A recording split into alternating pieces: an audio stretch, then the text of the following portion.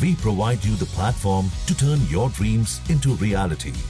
Give wings to your aspirations with KR Mangalam University.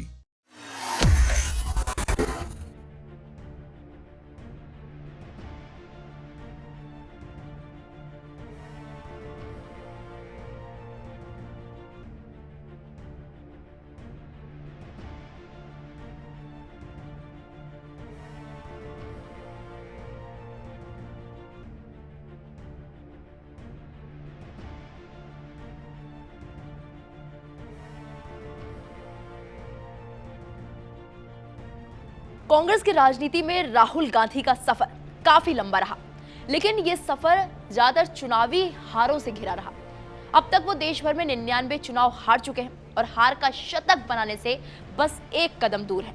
अगर राज्यों और सालों के हिसाब से उनके चुनावी नतीजों को देखें तो तस्वीर काफी चिंताजनक नजर आती है। बार बार मिल रही ये नाकामयाबी न केवल राहुल गांधी के करियर पर सवाल उठाती है, बल्कि ये भी दिखाती है कि उनके नेतृत्व में कांग्रेस के लिए आगे की राह कितनी मुश्किल भरी है। 4 राज्यों और 1 केंद्र शासित प्रदेश में हुए विधानसभा चुनाव के नतीजे के बाद लोकसभा में नेता प्रतिपक्ष राहुल गांधी के राजनीतिक करियर को लेकर चर्चाएं और भी तेज हो गई हैं।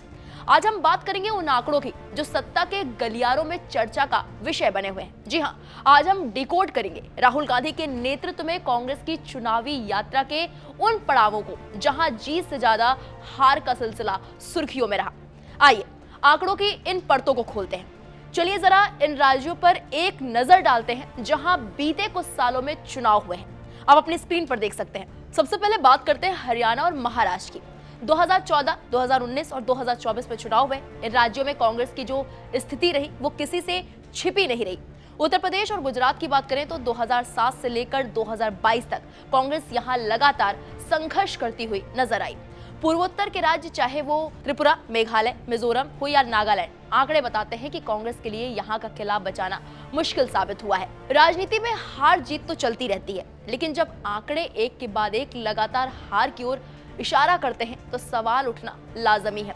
आप देखें, राजस्थान हो, मध्य प्रदेश हो या उत्तराखंड, 2007 से 2023 तक का सफर ये बताता है कि कांग्रेस के लिए जीत का मंत्र कहीं खो सा गया है। क्या ये रणनीति की कमी है या जमीनी पकड़ कमजोर हो गई है? अब आप पूछेंगे कि हार का शतक वाली बात क्यों हो रही है? जरा गौर कीजिए। जब हम इन सभी राज्यों के चुनाव को एक साथ रखकर देखते हैं तो एक पैटर्न नजर आता है। दिल्ली से लेकर बिहार तक और बंगाल से लेकर तमिलनाडु तक कांग्रेस का ग्राफ नीचे की ओर क्यों जा रहा है? क्या राहुल गांधी का भारत जोड़ो विजन उन राज्यों में वोट में नहीं बदल पा रहा है जहां चुनाव हो रहे हैं? ये आंकड़े सिर्फ संख्याएं नहीं है, ये एक राजनीतिक भविष्य का आईना है। हर राज्य का अपना एक अलग मिजाज है, लेकिन कांग्रेस का फेलियर रेट लगभग हर जगह एक जैसा ही क्यों है? बड़ी बात यह है कि राहुल गांधी ने सितंबर 2022 में भारत जोड़ो यात्रा की शुरुआत की। उनका दावा था कि ये यात्रा देश को जोड़ने और संविधान की रक्षा करने के लिए है, लेकिन जब इस यात्रा के बाद कई राज्यों में विधानसभा चुनाव हुए तो कांग्रेस को मुंह की खानी पड़ी। यहाँ तक कि जिन राज्यों से होकर ये यात्रा गुजरी वहां भी कांग्रेस की लुटिया डूबते देर नहीं लगी। अगर बात लोकसभा चुनाव की करें तो भाजपा की सीट जरूर कम हुई है। एक बार फिर नरेंद्र मोदी के नेतृत्व में सरकार का गठन हुआ। राहुल गांधी के हार के शतक के बारे में अगर बात करें तो फटाफट आंकड़े देख लेते हैं। राहुल गांधी के कांग्रेस की राजनीति के केंद्र में रहने के दौरान देश के कई राज्यों और केंद्र शासित प्रदेशों में पार्टी को चुनावी हार का सामना करना पड़ा। इनमें जम्मू कश्मीर 2014 में और पंजाब 2007, 2012, 2022, हरियाणा 2014, 2019, 2024, दिल्ली की बात करें तो 2013, 2015, 2020, 2025। अगर गुजरात की बात करें तो 2007, 2012, 2017 और 2022। राजस्थान की बात करें तो 2013, 2023। मध्य प्रदेश की बात करें तो 2008, 2013, 2018, 2023। महाराष्ट्र में 2014, 2019, 2024।